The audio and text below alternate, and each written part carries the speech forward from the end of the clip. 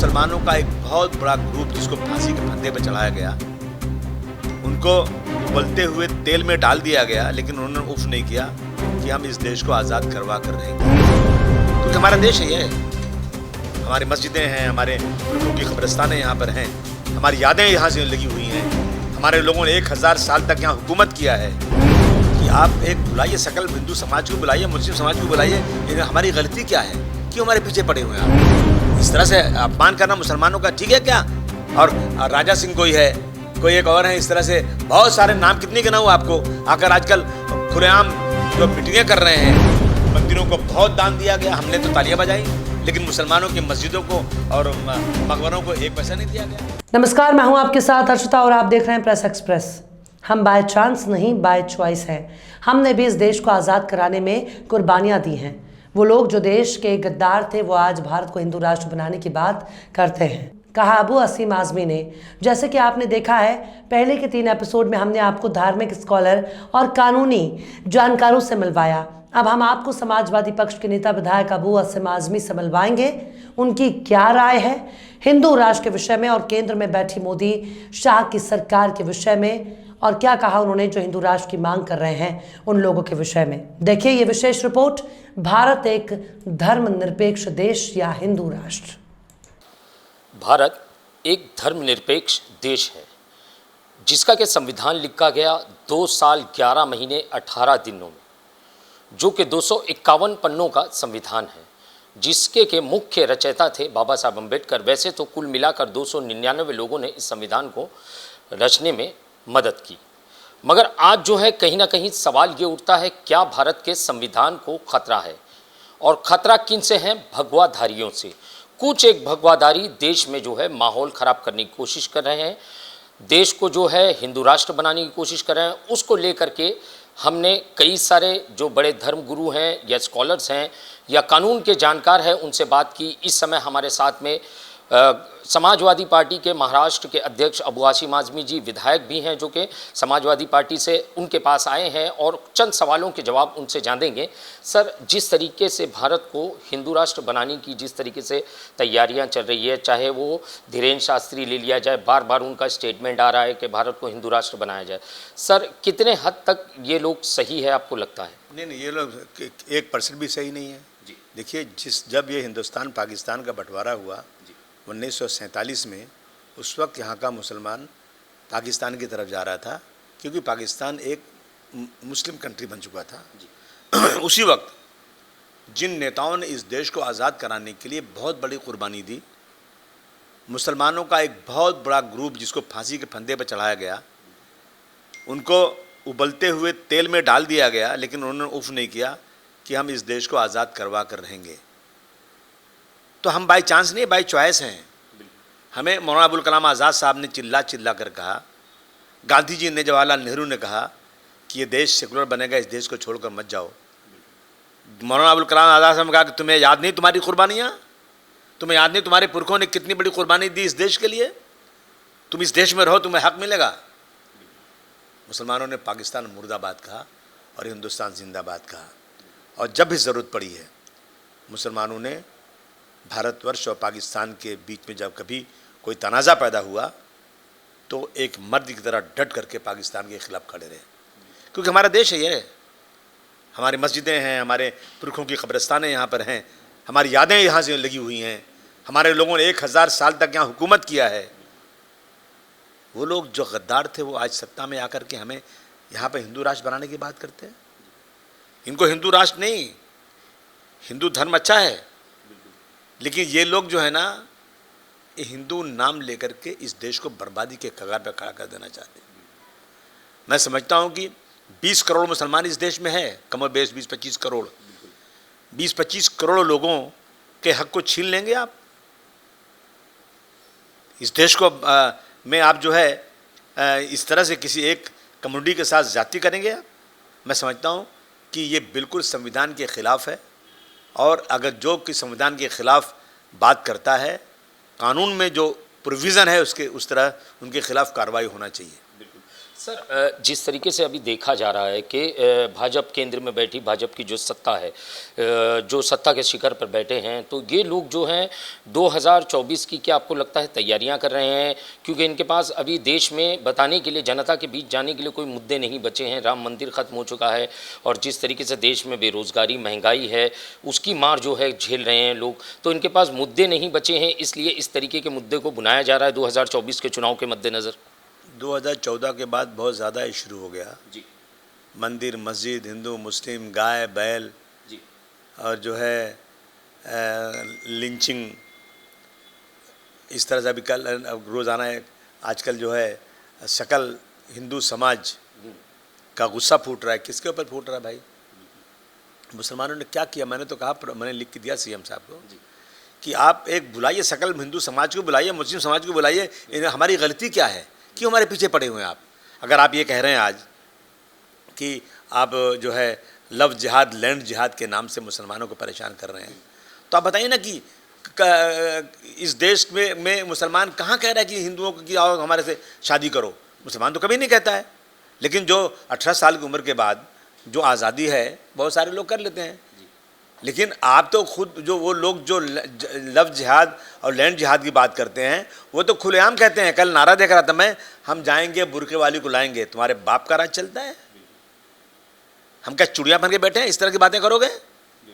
हमने तो नहीं कहा कि हम हिंदू लड़की को लाएंगे जाकर के और उसको मुसलमान बनाएंगे, और तुम खुलेआम कह रहे हो हम जाएंगे बुरके वालियों को लाएंगे। क्या मतलब है इसका? इस तरह से अपमान करना मुसलमानों का ठीक है क्या?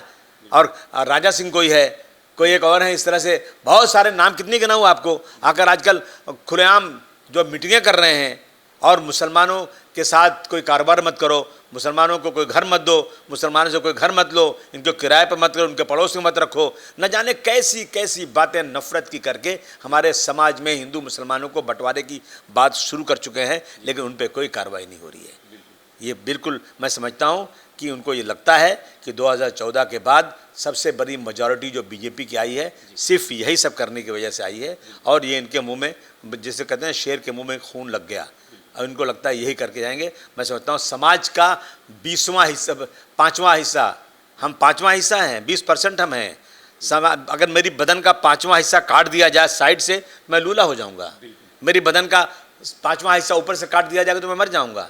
मेरी बदन का 5वां हिस्सा नीचे से काट दिया जाएगा तो मैं लंगड़ा हो जाऊंगा। अगर 20% मुसलमानों के साथ इस तरह से जो हो रहा है खुलेआम ये होगा, मैं समझता हूँ भारतवर्ष कभी भी डेवलपिंग कंट्री में नहीं आएगा।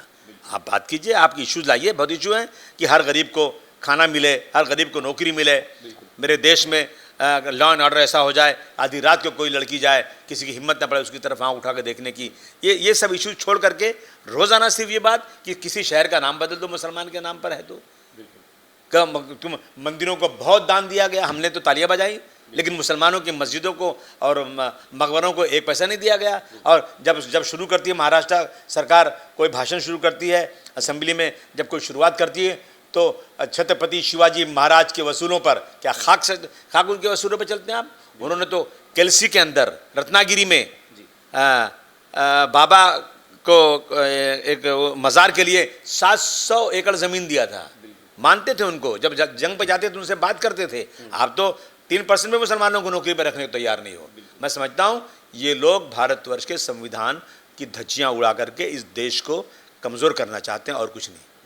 सर, मैं अगर बात करूं जिस तरीके से ये धर्म संसद जो प्रयागराज में होने वाली है मार्च महीने में, तो उसमें जो है ये मसौदा पेश किया जाएगा। 32 पन्नों का जो मसौदा तैयार किया है इन्होंने हिंदू राष्ट्र के ऊपर, उसमें जो है सर मुस्लिमों और क्रिश्चियनों को जो है मत देने के अधिकार से वंचित रखा गया है उस मसौदे के अंतर्गत। तो सर ये किस तरीके की राजनीति हो रही है और किस ओर जा रही है राजनीति, आपको क्या लगता है? नहीं, मैंने तो कहा ना कि ये बिल्कुल पोलराइजेशन की तरफ हो रहा है। मुसलमानों को, क्रिश्चियनों को इनके वोटिंग राइट छीन लेंगे तो क्या हम चुपचाप बैठे रहेंगे? क्या संघर्ष करेंगे? फिर देखेंगे क्या होता है, देखेंगे। ऐसा थोड़ा चुपचाप बैठे रहेंगे। हमारी शरीयत में इंटरफेरेंस कर दोगे, हमारा वोटिंग राइट छीन लोगे, हमें इस मुल्क के अंदर 2 नंबर का शहरी बना के रखना चाहते हो, हमारी बच्चियों को जो है उठा के लाओगे, इनसे शादी करोगे, और जो शादी करेगा उनसे उसको 2 लाख रुपए इनाम दोगे, और कोई लड़की अपनी मर्जी से कोई मुसलमान से शादी कर दे उसके घर को जला दोगे, उसको मार दोगे। क्या मतलब है ये सब चीज़ें? ये सब चीज़ें जो है ना, पानी सर से ऊंचा हो रहा है। इस पे कहीं न कहीं मैं समझता हूँ इस देश के जो बड़ी कुर्सियों पर बैठे हुए लोग हैं, जो रियल में भारतवर्ष के कुछ चाहने वाले हैं, देश संविधान के चाहने वाले हैं, उनको आगे आना चाहिए। हिंदू समाज में वो लोग जो बिल्कुल सेकुलर हैं, जो इस देश संविधान को मानते हैं, हमें मुसलमान को नहीं बल्कि उनको आगे आना चाहिए और आकर के ऐसी चीज़ों की मुखालफत करके डॉक्टर भीमराव अम्बेडकर के संविधान की रक्षा करना हम सबका फ़र्ज़ है। धन्यवाद। आपने सुना, ये थे अबू आसिम आज़मी जी, जिन्होंने बड़े ही सख्त लहजे में कहा कि देश का जिस तरीके से माहौल ख़राब करने की कोशिश की जा रही है चंद भगवाधारियों द्वारा, और जो है जिस तरीके से मुसलमानों और हिंदुओं के बीच में एक दीवार पाटी जा रही है, जिसके चलते के जो कहीं ना कहीं देश के अंदर भय का माहौल बनाया जा रहा है, और जिस तरीके से हिंदुओं को बरगलाया जा रहा है कि आप जो है खतरे में है मुसलमानों के रहते हुए। मगर मैं आपकी जानकारी के लिए बता दूं, ये सिर्फ बोलने भर की बात है।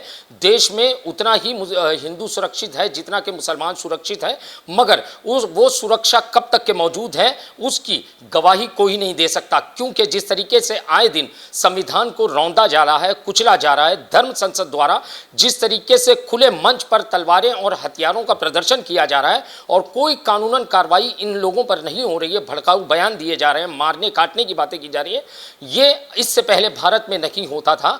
अब जो है ये होने लगा है। आप बेहतर जानते होंगे ये कौन करवा रहा है और उसके पीछे उनका मकसद क्या है। हमारा मकसद सिर्फ यही है कि क्या हिंदू राष्ट्र बनने से भारत कामयाबी की तरफ जाएगा, या तो इस समय जो भारत की समस्याएं हैं, बेरोजगारी है, भुखमरी है, इनसे इनकी छुटकारा देने के लिए सरकारें आगे आएगी या हिंदू राष्ट्र बनाने के लिए आगे आएगी। इसी सवाल को लेकर हम और भी लोगों के पास जाएंगे। कैमरामैन सफीक साटविलकर के साथ सईद की रिपोर्ट, प्रेस एक्सप्रेस, मुंबई।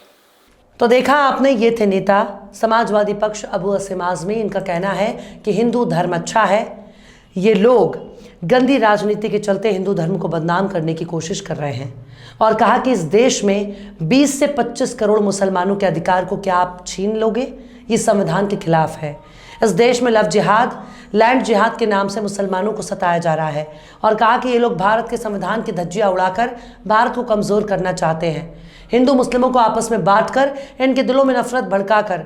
आपने देखा, जब से 2014 केंद्र में मोदी सरकार ने कदम रखा है तो इन्हीं की तरह के प्रोपेगेंडे को ज़्यादा हवा दी जा रही है। हमारे इस न्यूज़ के माध्यम से यही प्रयास है कि देश में एकता, भाईचारा बढ़े, कोई किसी को धर्म के चश्मे से ना देखे। प्रेस एक्सप्रेस की इस विशेष पेशकश हिंदू राष्ट्र में हमारी टीम को दीजिए अब इजाज़त। अगले एपिसोड में आपको हम बौद्ध धर्मगुरु क्या कहते हैं इस विषय में बताएंगे, देखना ना भूलें। मुसलमानों का एक बहुत बड़ा ग्रुप जिसको फांसी के फंदे पर चढ़ाया गया, उनको उबलते हुए तेल में डाल दिया गया, लेकिन उन्होंने उफ नहीं किया कि हम इस देश को आज़ाद करवा कर रहेंगे, क्योंकि हमारा देश है ये। हमारी मस्जिदें हैं, हमारे लोगों की कब्रिस्तानें यहाँ पर हैं, हमारी यादें यहाँ से लगी हुई हैं, हमारे लोगों ने 1000 साल तक यहाँ हुकूमत किया है। कि आप एक बुलाइए, सकल हिंदू समाज को बुलाइए, मुस्लिम समाज को बुलाइए, लेकिन हमारी गलती क्या है, क्यों हमारे पीछे पड़े हुए हैं? इस तरह से अपमान करना मुसलमानों का ठीक है क्या? और राजा सिंह कोई है, कोई एक और है, इस तरह से बहुत सारे नाम कितने गिनाऊं आपको। आकर आजकल खुलेआम जो मीटिंगें कर रहे हैं, मंदिरों को बहुत दान दिया गया, हमने तो तालियां बजाई, लेकिन मुसलमानों की मस्जिदों को और मकबरों को एक पैसा नहीं दिया गया।